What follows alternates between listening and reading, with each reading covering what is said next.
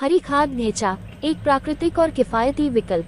तारांकन परिचय। हरी खाद ढेंचा एक प्रकार की फसल है जो मिट्टी की उर्वरता बढ़ाने और फसलों की उत्पादकता में सुधार करने में मदद करती है। यह एक प्राकृतिक और किफायती विकल्प है जो किसानों को अपनी मिट्टी की सेहत सुधारने और फसलों की गुणवत्ता बढ़ाने में मदद कर सकता है। हरी खाद ढेंचा के फायदे।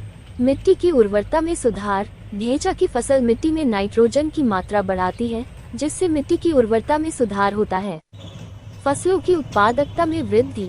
हरी खाद ढेंचा के उपयोग से फसलों की उत्पादकता में वृद्धि होती है, जिससे किसानों की आय में वृद्धि होती है।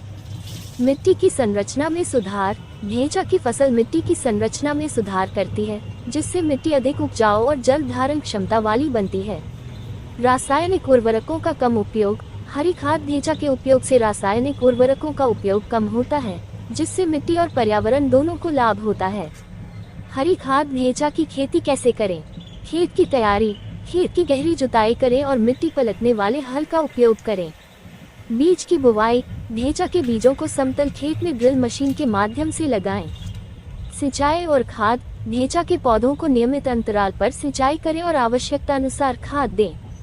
तारांकन कटाई और उपयोग करते रासायनिक उर्वरकों का उपयोग कम होता है, जिससे मिट्टी और पर्यावरण दोनों को लाभ होता है। हरी खाद ढेंचा के लिए सरकारी सहायता।